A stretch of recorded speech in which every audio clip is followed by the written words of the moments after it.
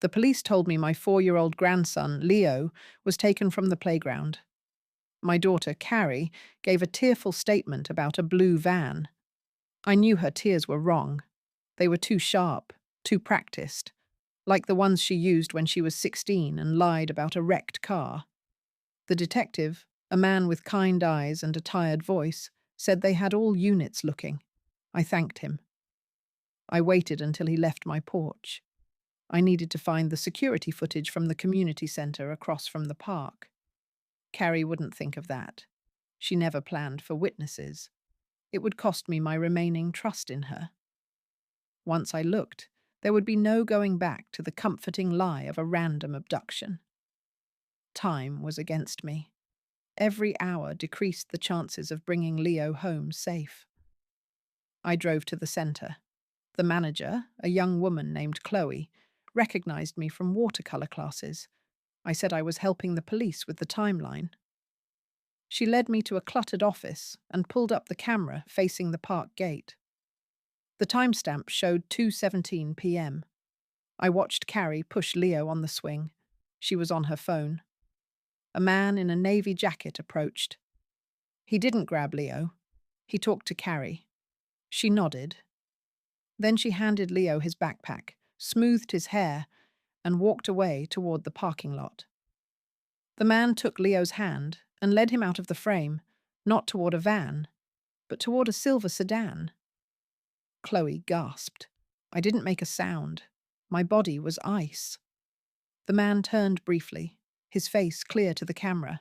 He was in his 40s, clean-shaven, wearing glasses. He looked ordinary, like a father. My daughter had watched him leave with her son. She had walked the other way. I thanked Chloe and asked for a copy. She burned it to a DVD, her hands shaking. As I walked to my car, my phone buzzed. A text from Carrie. "Mum, any news? I'm falling apart here." I stared at the screen. The weight of her lie was physical. I didn't reply. I got in my car and drove, not home, but to her apartment. I needed her laptop. I had a key for emergencies. This was an emergency. The apartment was dark, smelling of stale coffee and perfume. Her laptop was on the kitchen table. I opened it. It asked for a password. I tried Leo's birthday. It failed. I tried her old childhood password, the name of her first dog. The screen unlocked. My hands were steady as I opened her browser history. It was mostly cleared. But the search bar auto-filled one address as I began to type, Cherrywood Lane. I opened her email. Deleted folder. Empty. Then I saw the sent items. One email from 3 days ago to an address listed as J&M Consulting. The subject was delivery confirmation. The body was one line. The package will be ready for pickup Thursday at the usual location. Ensure the balance is transferred upon verification. The sent time was 2:05 p.m., 12 minutes before she walked away from the playground. I printed the email. The paper was warm from my ancient printer. I held it, the words package and balance burning through the page. J&M Consulting had a bland website, corporate solutions, asset management. Their listed address was a P.O. box in the next county. Useless. I needed the man from the video. I had the DVD. I also had a friend, Evelyn, whose son worked for the DMV, a favor I never thought I'd call in. Involving someone else in this ugliness was the cost. I felt Carrie's presence like a closing door. She'd realize I wasn't answering. She'd come looking. I called Evelyn. I lied. I said I'd witnessed a hit and run in the grocery lot, got a partial plate and a description of the car, a silver sedan. Could her boy run it? She hesitated, then agreed. I texted her the screenshot from the DVD, the clearest shot of the sedan's rear. I described the man. I waited. My kitchen clock ticked. Each second stretched. My phone stayed dark. Then, a text from Evelyn. Not about the plate. "Marla, Carrie just pulled into my driveway. She's asking if I've seen you. She looks frantic. What's going on? Carrie was circling, checking my known allies. I texted back fast. Tell her I'm at the pharmacy, getting my nerves settled. Don't say more. Evelyn sent a thumbs up. A minute later, my phone rang. Carrie. I let it go to voicemail. Her voice was high, frayed. Mum, where are you? The police are here again. They need to ask you some questions. Routine stuff. Please call me back. Routine.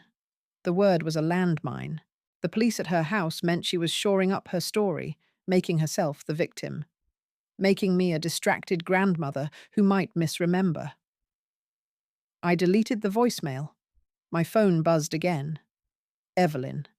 This time, a license plate number and a name. Vehicle registered to Martin Hayes. Address 1427 Oak Crest Drive, Belmont. Belmont was 40 minutes away, an affluent suburb, Martin Hayes. I searched the name with J&M Consulting. Nothing. I searched him alone. A LinkedIn profile appeared. Martin Hayes, partner, Hayes and Brandt Family Law. A family lawyer. My blood went cold. A new, terrible shape began to form. This wasn't a trafficking ring. This was something quieter, more surgical. I grabbed my coat and my late husband's old revolver from the lockbox. I didn't know if it still worked. I put it in my purse. The weight was foreign and final. As I opened my front door, headlights swept across my driveway. A car pulled in behind mine, blocking me in. It was Carrie's red SUV. She got out, her face pale under the porch light. She walked toward me, her steps too fast. Mom, we need to talk. Right now. Carrie stood between me and my car. The porch light made her eyes look dark. You're not going to the pharmacy, she said. It wasn't a question. I didn't move. The police want to talk to you. Her voice sounded fake. I saw the same look she used to get as a kid hiding a broken vase. They can find me here, I said flatly. I just had to get past her. I felt the address in my pocket, like it was burning a hole. Martin Hayes might be moving Leo further away with every minute. Why were you at my apartment? She asked, changing her tune. Her eyes went to my purse, bulging with the gun. What's in your bag, Mom? What did you do with Leo, Carrie? The question hung in the cold air. She flinched. Then her face got hard. How could you ask me that? My son is missing. She stepped closer. Give me your keys. You're upset. You shouldn't be driving. It was a grab for control. I didn't step back. I reached into my purse, my fingers going past the gun to find the printed DVD. I pulled it out. The community center has cameras. I have the footage from Thursday. I watched it. Her hand froze. All the color left her face. The act dropped. For a second, she was just my little girl caught in a lie. Then her face went cold and blank. You had no right, she whispered. Who is Martin Hayes? I asked. The name exploded between us. Her eyes got wide. You stupid old woman, she hissed. What did you do? Do you know what you've messed up? She wasn't denying it. She was mad I'd found out. Is he a lawyer? Did you sell my grandson? My voice cracked. It's not selling, she spat, looking around. It's a private, closed adoption for his future. He'll have a better life. Parents who can give him everything I can't. Because of your debts? The gambling? I asked. She stared, breathing fast. The money clears my debts. It gives him stability. It's a clean solution. And you're ruining it. A clean solution, I repeated, feeling numb. Where is he, Carrie? What's the address? She laughed, a harsh sound. You think I know? It's closed. Hayes handles everything. The money is waiting. Once the final paperwork is signed tomorrow at noon, it's done. He's theirs. She checked her watch. 12 hours. If you go to the police with your video, the deal falls apart. The money vanishes. And the people I owe money to will come for me. Maybe for you. They are not nice people, Mum. She was making her mess my fault. She leaned in. Your choice. Let it go. Let him have a good life. Or blow it all up and get us both hurt. Maybe get Leo hurt if they panic and move him. She stepped away from my car. Now, I'm going home to wait for my son to be found. You should do the same. She walked to her SUV without looking back. She knew she'd planted that doubt in my head. I stood there holding the DVD. The last piece was the deadline. Noon tomorrow. The paperwork that would seal my grandson's fate. I got in my car. I didn't drive to Belmont. I drove to the county courthouse records department. If Martin Hayes was a family lawyer, he'd have filed something there. I needed a name. The adopting couple's name. The courthouse was closed and dark. I sat in my car, my mind racing. Carrie's ultimatum and the unseen creditors felt like a bluff, but her fear was real. Everything tightened around me. The noon deadline, the threat, and the dread that police might make Leo disappear into the system for good. I knew I couldn't just storm Martin Hayes's house. He's a lawyer with alarms and security. I'd look like an unstable grandmother. I needed leverage to force him to talk. I remembered his firm, Hayes and Brandt, from his LinkedIn. I searched it on my phone. Their website was sleek, listing services like divorce and adoption, with words like discretion. I called the number. It went to voicemail. I looked at the Our Team page. Martin Hayes smiled in his suit photo. Another partner, associates. One name stood out, Eleanor Vance, legal assistant. Her email was there. An assistant handles paperwork and schedules. She might be less guarded. I made a new email account with a generic name. I wrote to her. Ms. Vance, I was referred about a private adoption. My husband and I seek to adopt discreetly. Could we schedule a consultation early next week? Sincerely, Margaret Finch. I hit send. It was a shot in the dark. The clock kept ticking. I leaned my head on the steering wheel. The gun in my purse felt heavy. I thought of Leo, his small hand in a stranger's. Did he cry? Was he scared? The betrayal was so deep. My phone chimed. A reply from Eleanor Vance already. Dear Margaret, Mr. Hayes handles all adoptions. He is out of the office until Monday. I can schedule a consultation then. Please fill out the attached form. Best, Eleanor. Out until Monday. But the final paperwork was at noon tomorrow, Saturday. So the signing wasn't at his office. It was somewhere else. I wrote back, trying to sound persistent. Monday is hard due to travel. Any chance he's free tomorrow? We are eager and prepared for all fees. The fast reply came. He is fully committed tomorrow with a closing. It's a long-scheduled finalization. His full attention will be on your case Monday. A closing. A finalization. My heart hammered. I had to find where. I typed, risking everything. We are in Belmont tomorrow viewing properties. If his closing is local, could we meet briefly afterward for an introduction? Even 15 minutes? This time the pause was longer. Several minutes. Then her reply. His closing is at the Notary Public Office on Cherrywood Lane, Suite 200, at 11:30 a.m. I cannot promise he will have time, but if you are in the area, you could try to catch him afterward. Do not arrive before it concludes. Discretion is paramount. Cherrywood Lane, the address from Carrie's search history. The connection snapped into place. The assistant just gave me the location. My fictional Margaret Finch was worth potentially annoying her boss. I had the time and place. I looked at the dashboard clock. Past midnight. The signing was in less than 12 hours. I could go home to sleep and plan, or go now and scout the location. I started the car. As I pulled onto the road, my headlights swept over a dark sedan parked under a tree at the edge of the lot. It hadn't been there when I arrived. As I passed, its lights came on. It pulled out, 2 car lengths behind me. It was just a car. But it turned when I turned. It followed me through 3 consecutive turns. The sedan stayed with me, just a persistent shadow.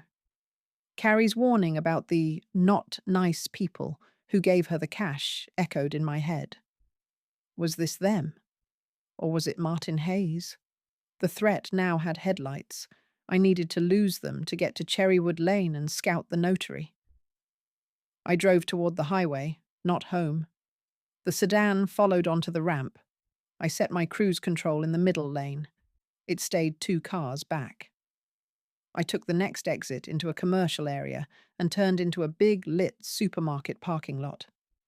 I drove around to the darker loading docks, made a sharp turn behind some dumpsters, killed my lights, and hid behind a parked truck. The sedan crept into the service lane. It paused, brake lights glowing. After a minute, it drove slowly past my spot. I saw the driver clearly, a younger man with a shaved head, alone. Not Hayes. He drove out of the lot. I waited 5 minutes, my hands tight on the wheel, then left the opposite way, taking random turns until I was sure I was alone. My nerves were shot. They had watchers. It took an hour to find Cherrywood Lane, a quiet business park. Suite 200 was in a building called Professional Suites. The notary was listed on the directory. The lot was empty. I parked a block away and walked back. The night was cold. The front door was glass with a keypad. I checked the back service door. Another keypad. No obvious cameras, but I wasn't going to break in. Not yet. My plan formed. I would be here tomorrow before 11:30. I would watch for Hayes and the couple. If they brought Leo, I would walk in. I would show the DVD and cause such a scene the notary would have to stop. I would only use the gun if someone tried to take Leo. A terrible plan, but my only one. I drove home through empty streets. My house was dark. I went to the kitchen for water. There, on the table, was a plain white envelope with my name on it. I froze. I hadn't left it. I picked it up. Inside was a single printed photograph of Leo. It was recent, taken through a window. He was in unfamiliar pajamas, sitting on a carpet playing with blocks. He looked calm, unharmed. There was no note. The message was clear. We have him. We are watching you. The photo cut both ways. Relief he was alive, terror at their reach. They'd been in my house. They could have waited, but they sent a message instead. The pressure was absolute now. Any move I made tomorrow could have immediate consequences for Leo. I held the picture, tracing his little face with my thumb. The quiet of my kitchen was shattered. They were using my grandson as a pawn, and they had just made their first move. The photo of Leo left in my kitchen was a tool of terror. It said they could get to him, and to me, any time. It showed he was in a carpeted room. The window behind him showed a sliver of brick wall and a bit of green. A hedge or a painted fence. No other houses. Maybe a standalone building. The bright blocks were new. They were buying his comfort. It was no longer just about the signing. I had to get him out. But going to the notary at 11:30 was my only link to the people who knew where he was. I would be walking into their trap. The photo proved they knew I was digging. I couldn't sleep. I spent the dark hours researching Martin Hayes. I found an old news article about a controversial adoption he handled. The case details were sealed, but in the comments, one person claimed Hayes did cash for baby deals for wealthy clients. I couldn't verify it, but it fit. At dawn, I prepared. I dressed practically. I put the DVD, the printed email, and Leo's photo in a big envelope. I loaded the revolver. My hands were steady now. The fear had turned into a cold focus. I left early and took a long route to Cherrywood Lane. I parked 3 blocks away behind a donut shop. I walked with a coffee, trying to look like a retiree on a stroll. I found a bench with a view of the professional suites building. I sat and watched. A little before 10, a silver sedan, the one from the video, pulled into the back lot. Martin Hayes got out alone and went inside. No Leo. My heart sank. Maybe Leo was already with the couple. Later, a black luxury SUV arrived. A well-dressed man and woman in their 50s got out. The woman carried a large, brand-new diaper bag. They went in the back door. Still no Leo. The pieces were here, but my grandson wasn't. The signing would happen, and then they would go to him. My new plan was to follow them when they left. I settled in to wait. My phone vibrated. An unknown number. A calm, professional man's voice spoke. "Mrs. Ellison, you're on the bench. The coffee must be cold. Leave. Drive home. Watch the news at noon. You'll see a story about a missing child found safe. That's the best outcome. If you enter that building, the story will be different. We will know." He hung up. I didn't look around. They were watching me. They offered a clean deal, my silence for Leo's safe discovery. But I couldn't trust that he'd ever come home.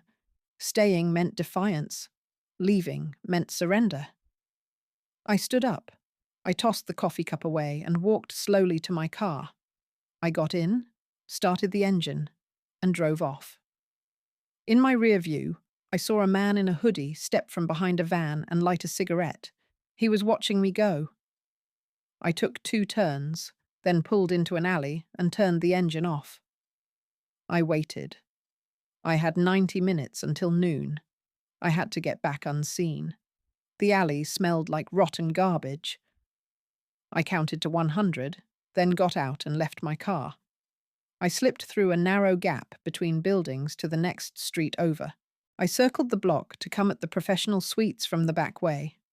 My heart was pounding. The man in the hoodie would be watching the front and my empty car. I found a side door to a dental office, propped open by a janitor's cart. I went inside. The hallway was empty and smelled like antiseptic. I walked to a junction and saw a sign for a walkway to Suite 210-220. That was next to the notary. I moved fast, my sneakers quiet on the tile. The walkway was glass, overlooking a courtyard. I could see the back of Suite 200, the notary's office. The blinds were closed, but light leaked out. I had to hear what was happening inside. A vent high on the wall let out a low hum of voices. I couldn't understand the words. I looked around and spotted a discarded drinking straw by a potted plant.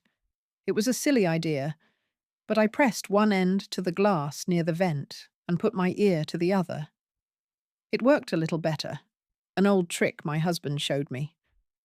I heard Martin Hayes, sounding sure of himself. "Sign here and here. The guardianship order is already filed. It's effective immediately." The woman from the SUV answered, "What about the delivery? We're anxious." "Right after this. My associate has him now. He's been cared for," Hayes said. My blood went cold. Leo wasn't here. He was with an associate. This signing was just the step before they handed him over. I had to find out where that associate was. The man spoke. "You get the rest of the money when we have him." "Of course," Hayes said. "The location is secure. I'll text you the address when we're done. Simpler." They wouldn't lead me to him. They'd just send a text. I needed Hayes's phone. The plan felt impossible. I was one grandmother against 3 people in a locked office. If I failed, Leo was gone forever. Then, A new voice crackled from a radio or phone. I couldn't hear it well, but Hayes's answer was clear. What? Where? No, keep him there. Don't move. We'll be delayed. The couple murmured, worried. Hayes sounded tense. A small problem. My associate says a black sedan with 2 men is circling the safe house. They don't look like police. Carrie's creditors. They weren't just watching me. They were after the prize, too. The danger was now coming from 2 sides. Hayes and the couple were getting scared. Their clean deal was falling apart. This was my only chance. I pulled back from the glass. I had to move before they ran, or before the other men moved in. I didn't have a key, but I had their distraction. I saw a fire alarm box on the wall down the hall, a red pull handle behind glass. It would cause chaos.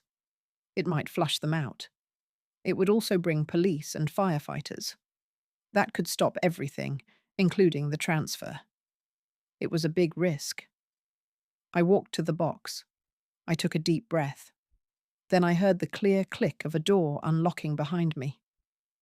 The door to Suite 200 opened. A well-dressed woman stepped out, phone to her ear, looking flustered. "I need a moment. The signal in there is terrible," she said to someone inside.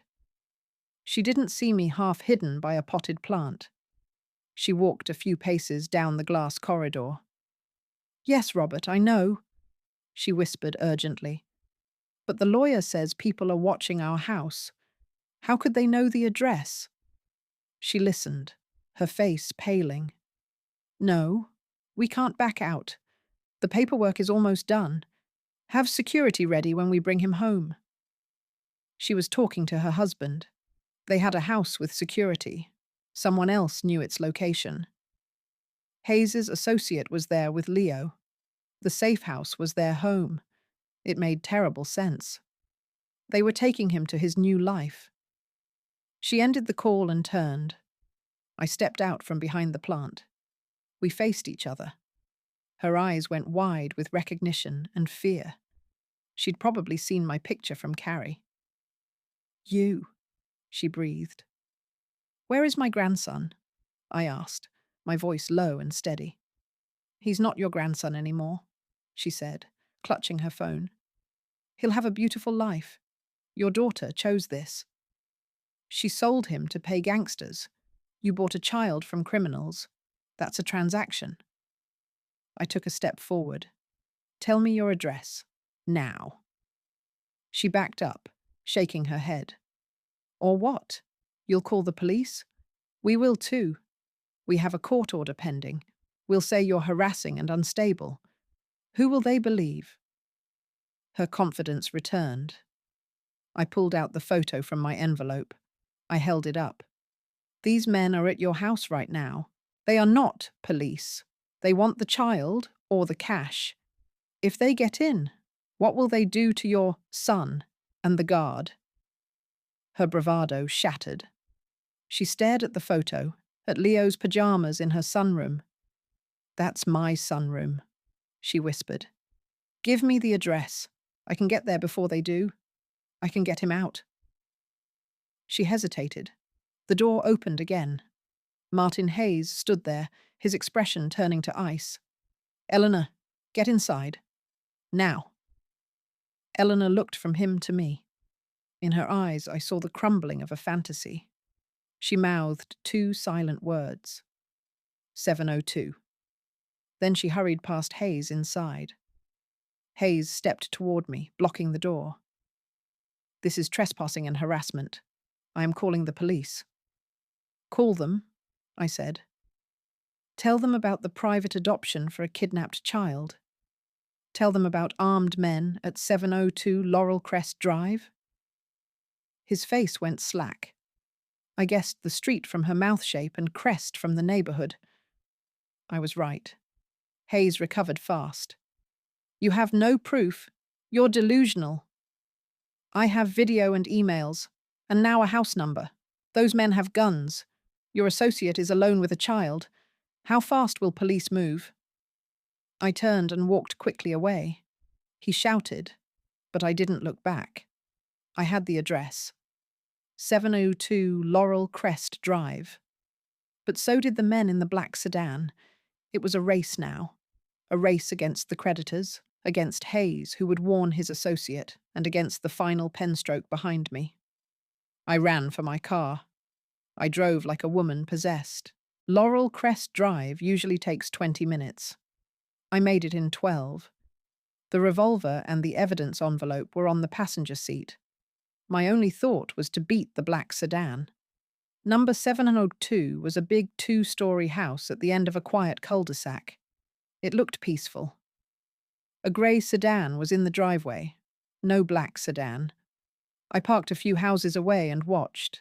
A shadow moved upstairs. I put the gun in my coat pocket and walked up, trying to look harmless. I rang the bell. Nothing. I rang again. A muffled voice asked, "Who is it?" "Package for Eleanor Davison," I said, my voice tight. The door opened a crack, held by a chain. A man in a polo shirt looked out. He seemed more like an office worker than a thug. He relaxed, seeing an old lady. "You can leave it." I shoved my shoulder against the door. The chain held. "I need to see Leo. Martin Hayes sent me." The plan changed. "He didn't call me," he said, suspicious. "The men in the black sedan are coming. They have guns. You want to be here for that?" I made it sound like a fact. Fear filled his eyes. He undid the chain. "He's upstairs. We're waiting for the all clear." I pushed inside and locked the door. The house was perfectly decorated. "Where?" "First door left, top of the stairs," he said, pulling out his phone. "I'm calling Hayes." I didn't wait. I took the stairs fast, my knees aching. I opened the door. Leo sat on the floor with a book. He looked up, and his face lit up. "Grammar!" I swept him into my arms, holding him tight. He smelled like shampoo. "We're going home, sweetheart." "The man said we were playing a game," Leo mumbled. "Game's over." I carried him into the hall. The man was at the bottom of the stairs, arguing on the phone. "Hayes says stay. The police are coming." "Good," I said, coming down. I headed for the door. He moved to block it. "I can't let you. I'll lose my job." I set Leo behind my legs. I reached into my pocket and showed him the gun's grip. "You'll lose more. Move." He went pale and stepped aside. I unlocked the door, picked up Leo, and stepped out. Just then, the black sedan rolled into the cul-de-sac, blocking the way. 2 doors opened. The bald driver and a bigger man got out. They started walking toward us, calm and sure. I backed inside, pulling Leo with me, and slammed the door shut. The man looked terrified. "Are those them?" "Yes." I looked around. "Is there a back way?" "Through the kitchen to the garage," he stammered. "Don't open that door." I ran with Leo through the kitchen to the garage. I hit the button to open the big door. It began to rumble up. My car was down the street. I had to cross backyards. I lifted Leo onto my hip. The door was halfway up. As it cleared my head, I saw the bigger man coming around the side of the house. He saw me and smiled. "Grandma's making this difficult," he said, his hand going to his waistband. The man held a small black pistol at his side. The garage door was open behind him. I stood there with Leo clinging to my neck. "Just give us the kid," he said, stepping closer. "Your daughter owes a debt. The kid was collateral. We're collecting." "He's a child," I said, my voice calm. My hand was in my pocket, on the revolver. I'd never fired a gun at a person. "Semantics. Hand him over. You walk away." I heard a faint siren in the distance. He heard it too. His smile vanished. "Last chance, Grandma." I made my choice. I couldn't outrun him. I couldn't shoot him cold. I set Leo down and pushed him toward the house door. Go inside to the other man, Leo. Now. Leo hesitated. Then the associate pulled him in. I was alone with the armed man. The sirens grew louder. You're making yourself a target, he snarled, raising his pistol. I pulled my revolver. I didn't aim at him. I aimed at the silver sedan parked in the garage and fired. The sound was deafening. The rear window exploded into a spider web. He flinched, ducking. In that second of chaos, I turned and ran back into the house, slamming and locking the kitchen door. Inside, the associate was with Leo in the living room. The police are coming, he yelled. I ran to the front window. The shaved-head driver by the black sedan was looking toward the backyard. 2 police cruisers swung into the cul-de-sac, lights flashing. The driver jumped into his car. The big man from the backyard came running around the house and leapt into the passenger seat. The black sedan screeched away. I unlocked the front door and stepped out, hands raised. Leo clung to my leg. My gun is on the kitchen counter, I called to the officers. I fired a warning shot. My grandson was kidnapped. The men just fled. An officer secured the gun. Others checked on Leo and the associate. It became a blur of questions and lights. I held Leo, answering simply. I gave them the envelope with the DVD, the email, the photo. I told them about Martin Hayes and Carrie. Later, a detective I recognized walked over as I sat on the curb with a blanket. We have units at the notary office. We've detained Martin Hayes and a couple named Davison. We found signed adoption papers. They're not valid. He paused. Your daughter, Carrie, was brought in for questioning. She's in custody. I nodded, holding Leo tighter. The immediate storm had passed. Hayes was caught. The Davisons' dream was over. But the weight lay heavy. My daughter was in jail. The legal battle would be long. The debt to those men still existed. The detective knelt.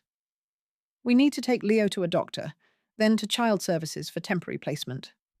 No, he stays with me, I said. Protocol, ma'am. Until guardianship is sorted? He was kidnapped and sold. I am his next of kin. I am his home. My voice left no room for argument. The detective looked at my determination, at the boy clinging to my neck. I'll talk to the judge, he said softly. You'll likely get emergency custody, but you need to come to the station. I stood, Leo in my arms.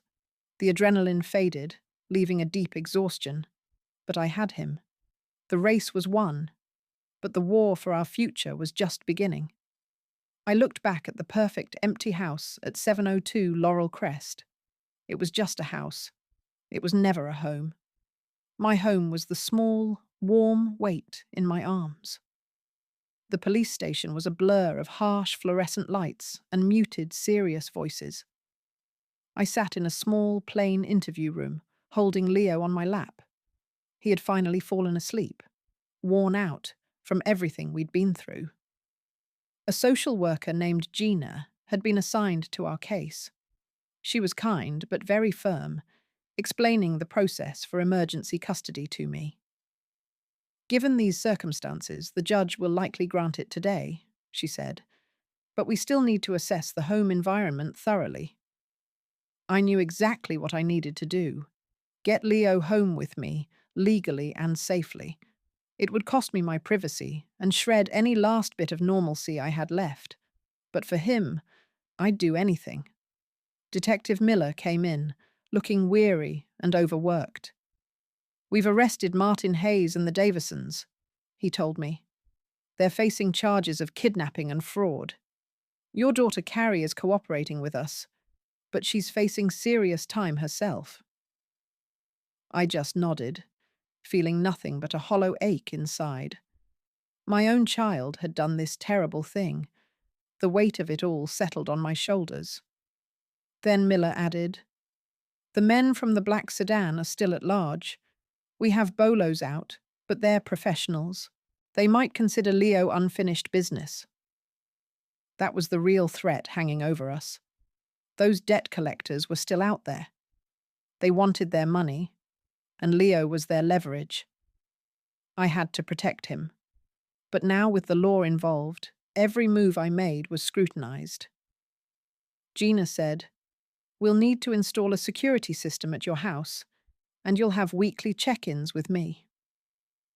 I agreed to everything without hesitation. Everything shifted when Miller's phone buzzed. He stepped out into the hallway, then returned with a grim expression. "Carrie wants to see you," he said. "She has something to say, but she insists on saying it only to you." I really didn't want to see her. The thought of facing her made my heart ache. But if she had information about those debt collectors, I knew I had to listen. I arranged for Gina to watch Leo in another room, then followed Miller to a cold holding area. Carrie sat behind thick glass, looking pale and small, like a shadow of herself. She picked up the phone on her side. Slowly, I did the same. "Mom," she said, her voice raspy and weak. "I'm so sorry." I stayed silent, my grip tight on the receiver. "The men I owe, they're not giving up. Hayes was just the middleman. The real boss is someone named Kovac. He doesn't lose investments. Ever." This was new and terrifying. A name, Kovac. The danger suddenly felt more real and intense. Carrie leaned forward, her eyes desperate. "He knows where you live. He'll come. You need to take Leo and disappear right now." "I'm not running," I said firmly, though my hands were shaking. "Then you'll both end up dead," she whispered, her words chilling. "I gave them your address when I made the deal, as insurance." The betrayal cut deeper than anything before. She had sold us both out. Her final words were a cold, hard verdict. "They're coming tonight, to clean up all the loose ends." She hung up the phone. I stood there, frozen, the phone cold and heavy in my hand. Loose ends. That meant me and my grandson, Leo. I left the police station's holding area with Carrie's warning echoing in my head. Kovac. Loose ends to be tied up tonight. A shiver went down my spine. I had to move fast, faster than I had in years. Detective Miller was updating the patrol to watch my house, but I knew in my bones it wouldn't be enough. These men had evaded the police before. My only job now was to get Leo to a safe place immediately. The price for that safety was a hard one. Abandoning my home, my quiet routines, everything familiar and comforting. It felt like tearing up roots. I collected Leo from Gina in the family waiting area. He was awake now, looking small and quiet in his little coat.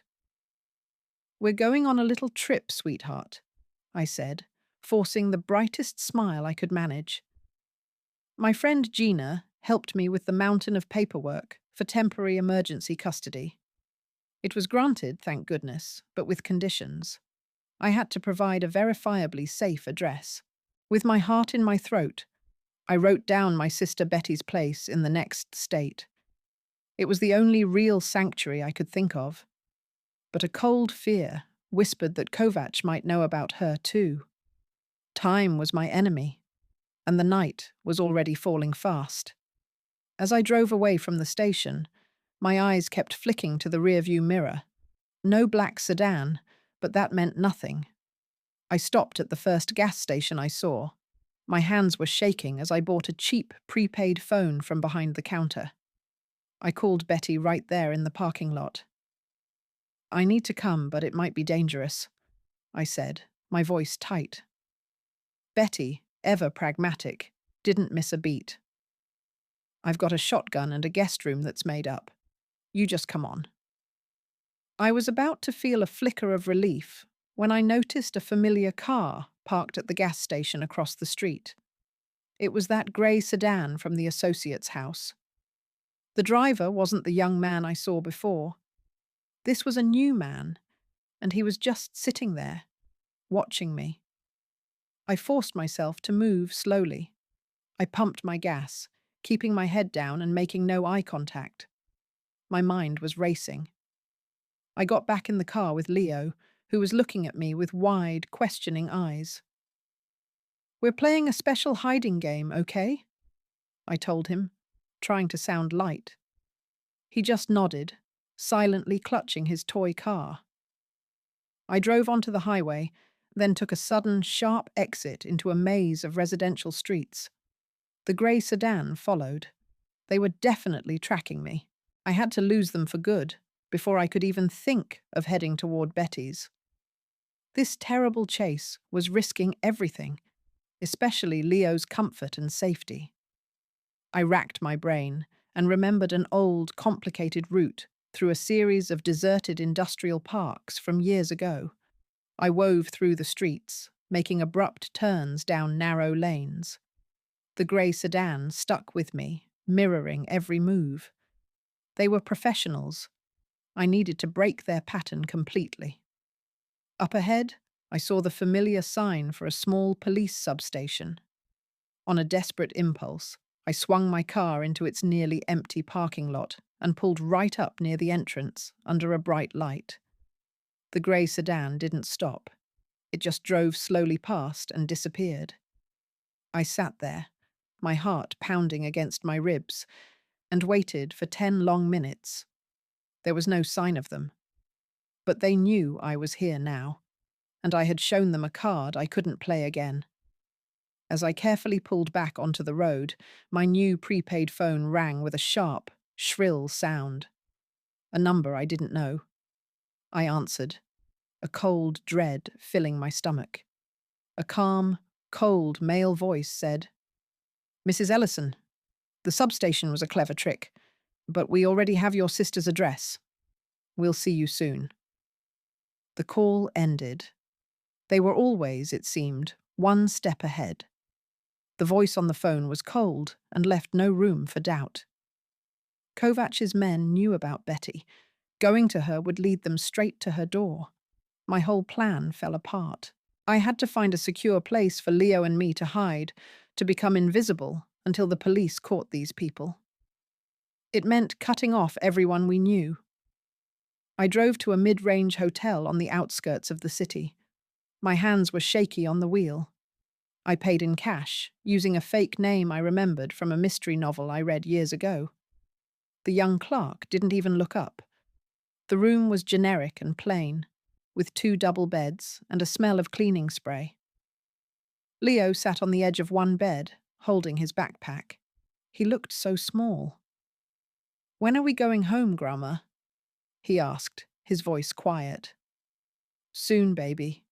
We're just having a little adventure for now," I said, trying to sound cheerful. Every sound from the parking lot made me jump.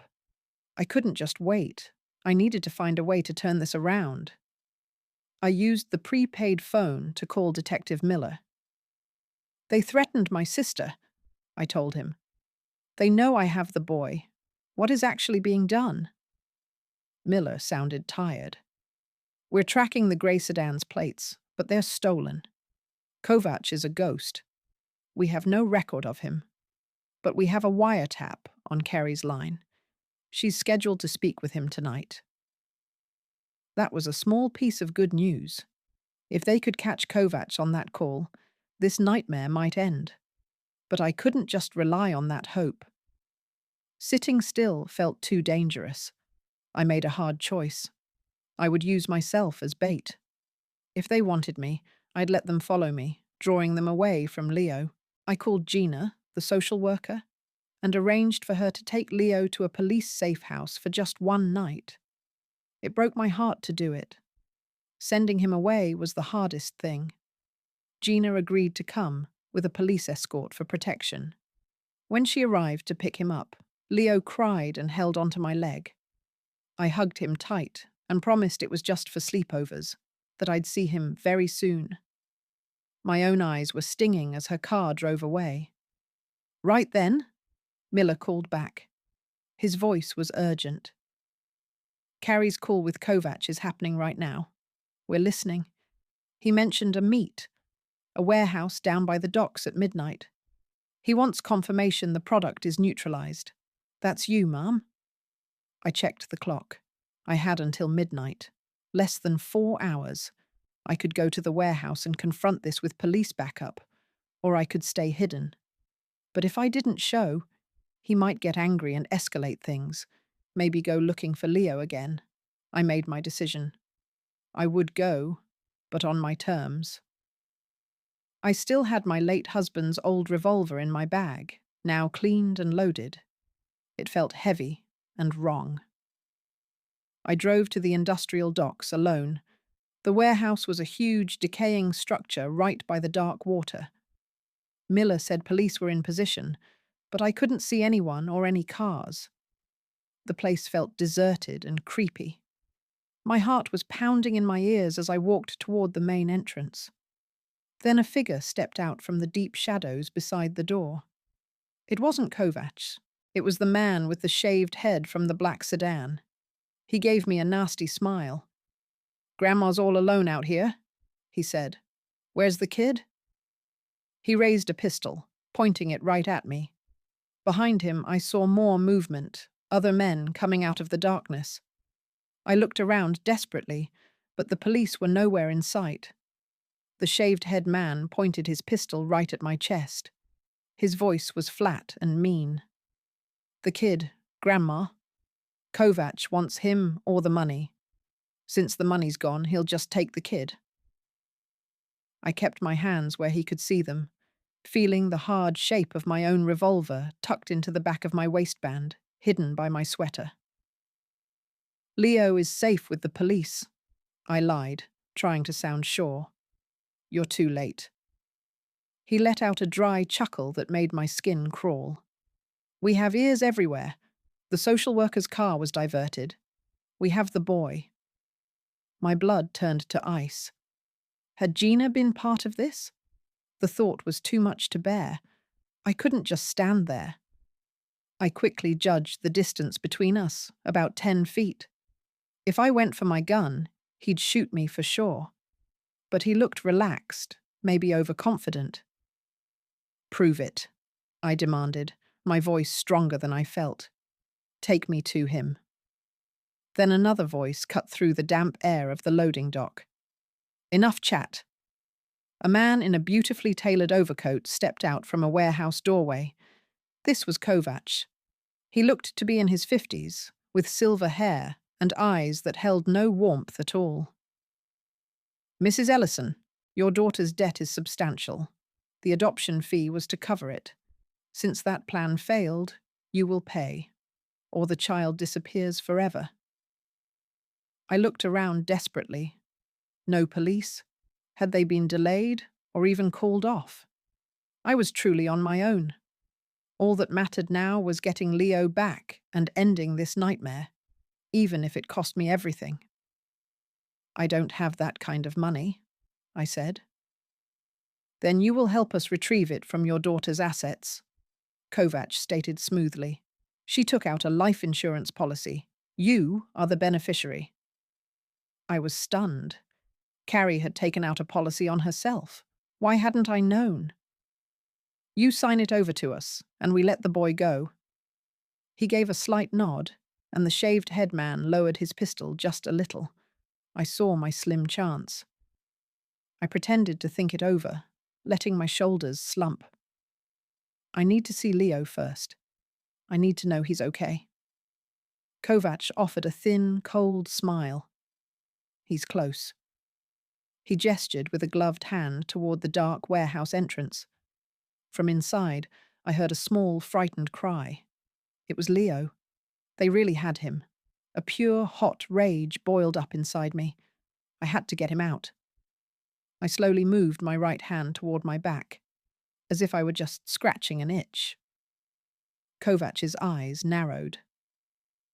"Don't do anything stupid, grandmother." But I was already committed. I dropped straight down to the ground, rolling clumsily behind a big, rusted shipping container. A gunshot exploded, hitting the concrete right where I'd been standing. My heart hammered against my ribs as I pulled out my revolver.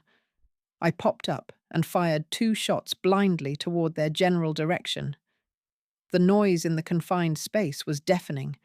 I heard men shouting. And then, like a miracle, sirens. Lots of them. Police cars swarmed into the yard, lights flashing. Detective Miller's voice boomed from a loudspeaker. "Drop your weapons! This is the police." In all the chaos, I saw Kovac snatch Leo from another man's arms and bolt deeper into the warehouse. The shaved-head man was now shooting at the police. I didn't hesitate. I pushed myself up and sprinted after Kovac into the dark and echoing belly of the building. I had to get to Leo. The inside of the warehouse was a confusing maze of towering crates and deep, shifting shadows. The air smelled of damp wood and oil. I could hear Kovac's hurried footsteps somewhere ahead of me, and the terrible, muffled sound of Leo's cries. My heart was pounding so hard, I could feel it in my throat. My only thought, my whole world, was to get my grandson back. I knew it meant ignoring the police and going completely rogue, but there was no other choice. Time was slipping through my fingers like sand. Every second Leo spent with that monster increased the danger tenfold. I moved as quietly as I could, my old revolver heavy but ready in my hand. The police were outside, busy dealing with Kovac's other men. In here, I was utterly alone. I found a narrow aisle squeezed between high stacks of wooden boxes and slipped into it. At the far end, I saw a sliver of harsh light cutting through the gloom from a side door. He was heading for an escape route. I started to run, my breath coming in ragged gasps, my knees protesting. I reached the heavy metal door just as it was swinging shut. With a grunt, I pushed it open and stumbled outside. I found myself on a small, dilapidated pier overlooking the inky black water of the river. Kovac stood under a lone, buzzing security light, holding Leo tightly against his chest with one arm.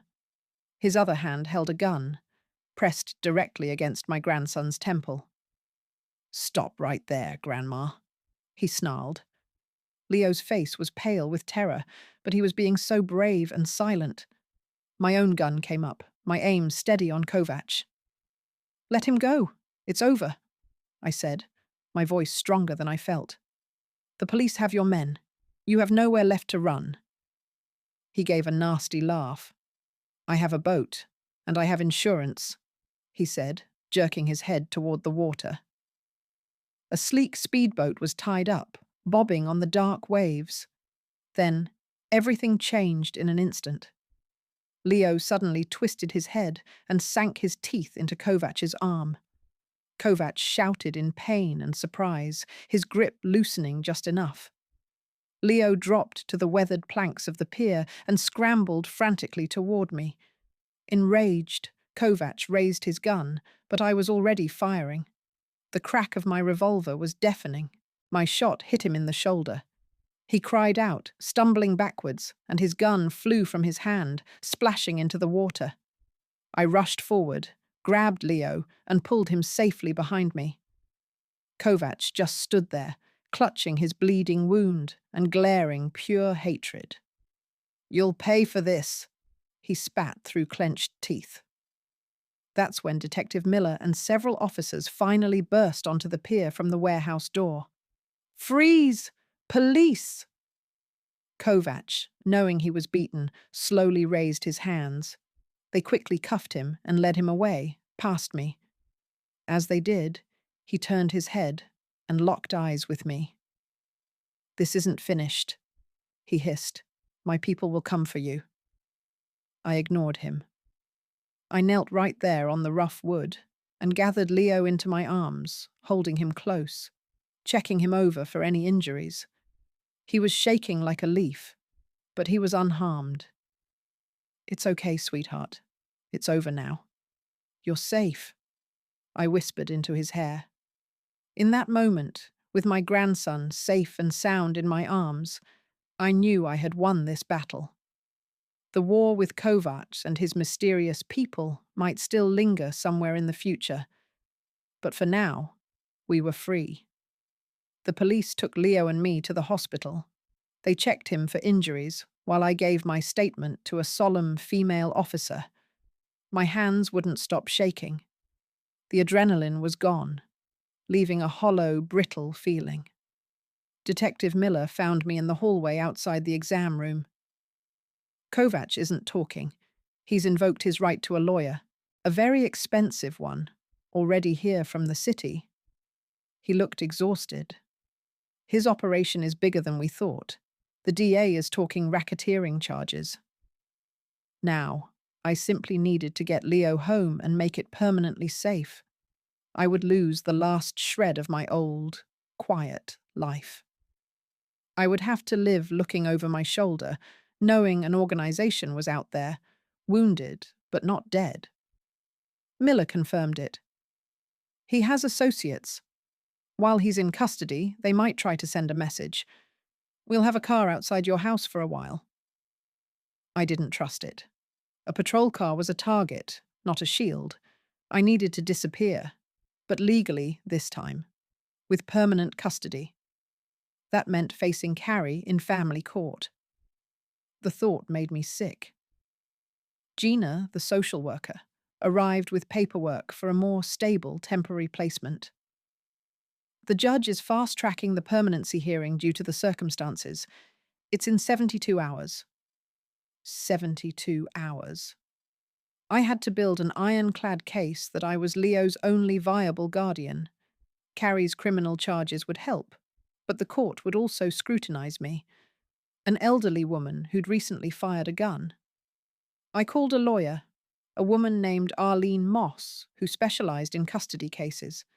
She agreed to meet first thing in the morning. Leo was cleared and released. I took him to a different hotel, one closer to the courthouse. He was quiet, clinging to me. As I tucked him into bed, he asked, "Is Mommy a bad guy?" The question hung in the dark room. "Mommy is sick, sweetheart, and she made very bad choices," I said, my throat tight. He just nodded and closed his eyes. My prepaid phone buzzed. A text from an unknown number. "You took our boss. We take something of yours. An eye for an eye." I immediately called Miller. He told me to stay put, that he'd send someone. I peered through the hotel room's peephole. The hallway was empty. Then my phone buzzed again. This time, a picture. It was my house, my front porch. And sitting on the welcome mat, doused in what looked like red paint, was Leo's favorite stuffed bear, the one he'd left behind. The message was clear. They'd been inside. They were telling me there was no safe place. The pressure was immediate and intimate. They weren't coming for me in a warehouse. They were in my home. I didn't sleep. I sat in a chair by the hotel room door, the revolver on my lap, watching Leo breathe. The violated feeling of them being in my house, touching his things, was a different kind of violence. At dawn, I met with my lawyer, Arlene Moss, in a quiet corner of a cafe. I showed her the text. She was a sharp woman in her 50s, with no-nonsense eyes. "This is witness intimidation. It strengthens your case for custody and for protective relocation. We'll file for an immediate restraining order against any known or unknown associates of Kovacs and request the court allow you to establish a new residence outside the county." I was set on using the system to legally vanish. I would have to leave behind my home, my community, everything familiar. Arlene warned me. "The court moves slowly, even when it tries to move fast.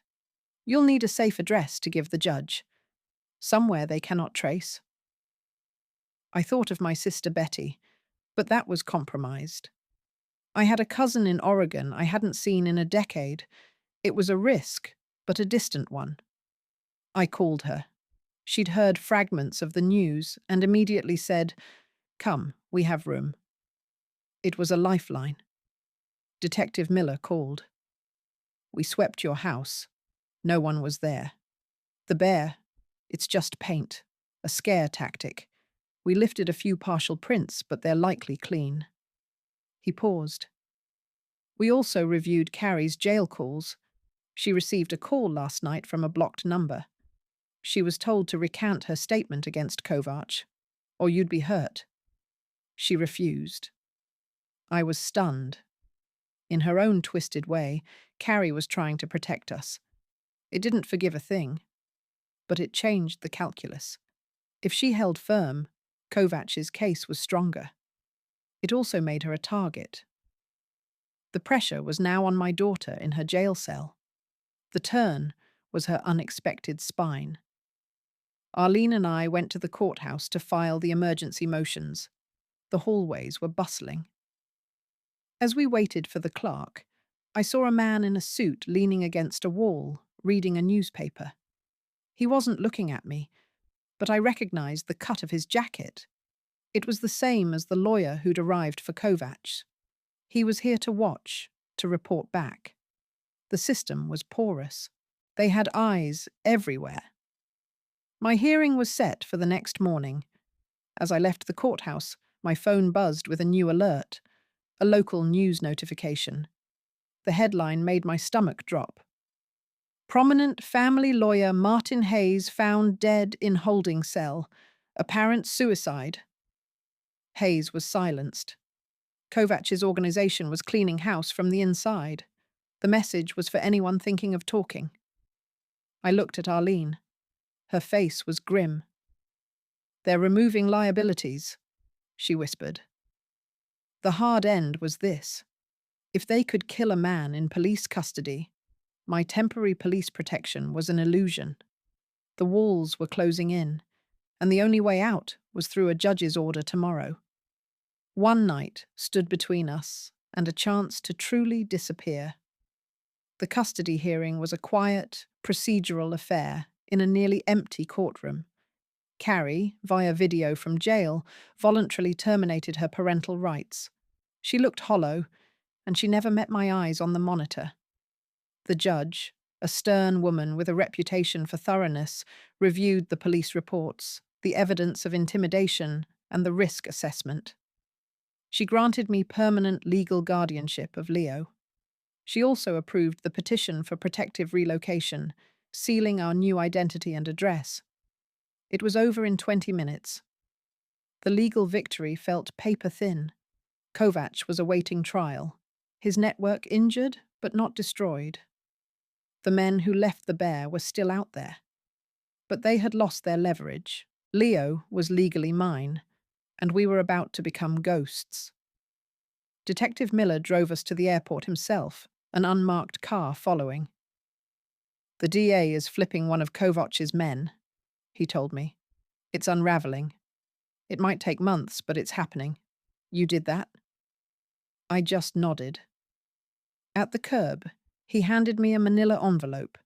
Inside were new birth certificates, a social security card for Leo with his new middle name, and driver's license for me. Our old lives were in there, folded away. "Don't look back," Miller said. He shook my hand, then bent down to Leo. "You take care of your grandma, okay?" Leo, holding my hand tightly, gave a serious nod. We boarded a plane to nowhere in particular, a connecting flight to somewhere else. We got off in Oregon. My cousin, Ruth, met us. Her house was a modest rancher surrounded by tall pines. The air smelled different, clean and cold. The first week, Leo had nightmares. I slept in his room. We painted his new bedroom a soft blue. We bought a kitten from the local shelter, a tiny grey thing that chased its tail. We didn't watch the news. I let my old phone battery die. Quietly, the personal resolution took shape. It wasn't in a dramatic showdown. It was in the daily, careful work of building a new normal. I enrolled Leo in a small preschool. I joined a gardening club. I never stopped checking the locks, but the tightness in my chest began to ease, 1 millimeter at a time. I thought of Carrie often. I did not visit. I heard through the lawyer she took a plea deal. A long sentence, but with a chance for parole someday. I put her picture in a box. Some betrayals are too deep for forgiveness. They can only be accepted and placed on a shelf, out of reach. One afternoon, months later, Leo was in the backyard, laughing as the kitten pounced on a leaf. The sun was warm. I sat on the porch step with a cup of tea, watching him. The fear was still a part of me, a sediment at the bottom of my being. But it was no longer in charge. Here, in this quiet place we'd made, we were safe. We were home. It was enough.